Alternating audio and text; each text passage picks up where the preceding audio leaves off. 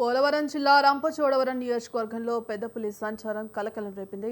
గంగవరం మండలం నుంచి ఫోక్స్పేట రేంజ్ పరిధి మీదుగా దేవీపట్నం మండలంలోకి ప్రవేశించిన పెద్దపులి దేవీపట్నం మండలం పుడిపల్లి గోదావరి పరివాహక ప్రాంతానికి చేరుకుంది.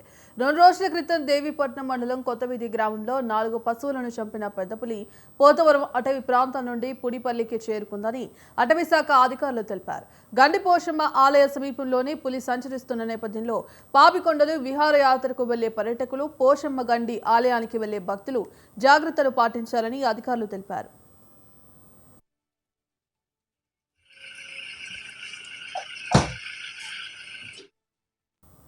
ఇదే అంశానికి సంబంధించి మరిన్ని అప్డేట్స్ మా ప్రతినిధి నవీన్ రాజ్ ఫోన్ ద్వారా అందిస్తారు. ఇట్స్ నవీన్ రాజ్.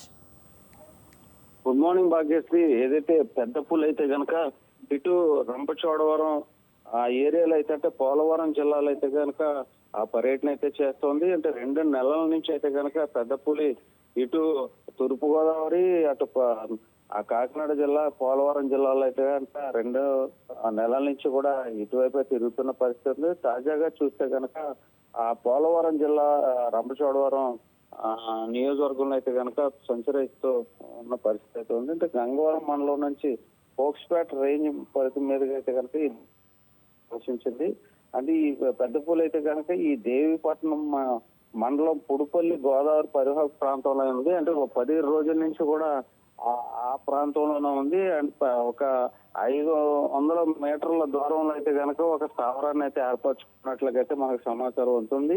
అక్కడి నుంచే వాటర్ కి వెళ్ళాలన్నా ఏదైనా ఫుడ్ కు వెళ్ళాలన్నా అక్కడికే వెళ్ళి మళ్ళా ఆ స్థావరంలోనే ఇది సంచరిస్తున్నట్లుగా అయితే కనుక ఇప్పటికే ఫారెస్ట్ అధికారులు కావచ్చు అక్కడ రెవెన్యూ సిబ్బంది కూడా చెప్తున్న పరిస్థితి.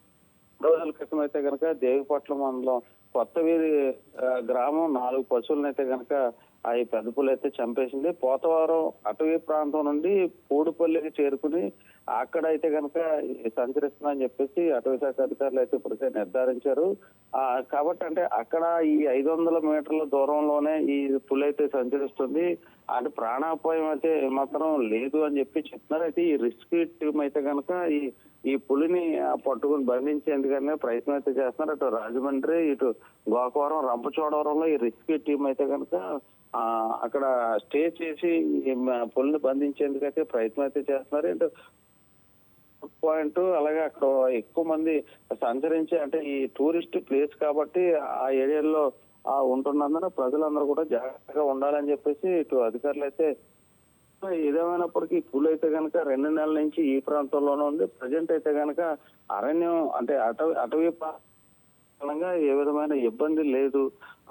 అయితే స్థానిక ప్రజలు మాత్రం తగిన జాగ్రత్తలు తీసుకోవాలి, బయటకు వచ్చేటప్పుడు చూసుకోవాలని చెప్పి చెప్తున్న పరిస్థితి ఉంది భాగ్యశ్రీ. Thank you Naveen Raj.